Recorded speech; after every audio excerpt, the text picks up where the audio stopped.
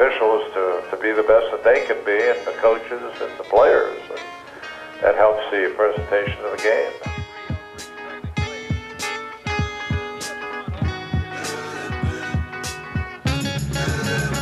It's a shame the way you mess around with your man.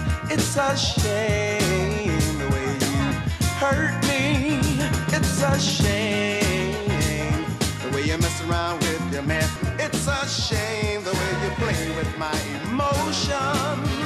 It's a shame the way you mess around with your man. It's got to be a shame. Veteran Jim Tunney, after 31 years as one of the top officials in all of sport, announcing his retirement. This his final game in the black and white of the NFL. I guess in my 31 years, I probably had 300 NFL coaches.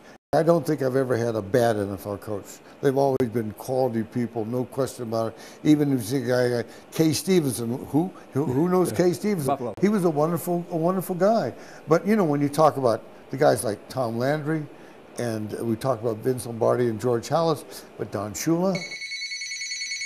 Hello, this is Gina. Gina, Jim, with Coach Shula. Hi, Coach Sula. Hi, how you doing? Okay. I have a question for you. Yeah. You and Tunney, are you friends? It's unbelievable. We've turned out to be real good friends. Jim calls you the winningest coach. Yeah, that's because I am. I've won more games. 347 career games is the most that any coach has ever won. Do you have any memorable games or controversial games that still linger with you? Yeah, you know, when you think back on your career and, you coached that long, there's certain games that are more memorable than others, certainly. And the field goal game that I coached in. Was Jim not involved in that game? Jim was totally involved. We were ahead by 3 points.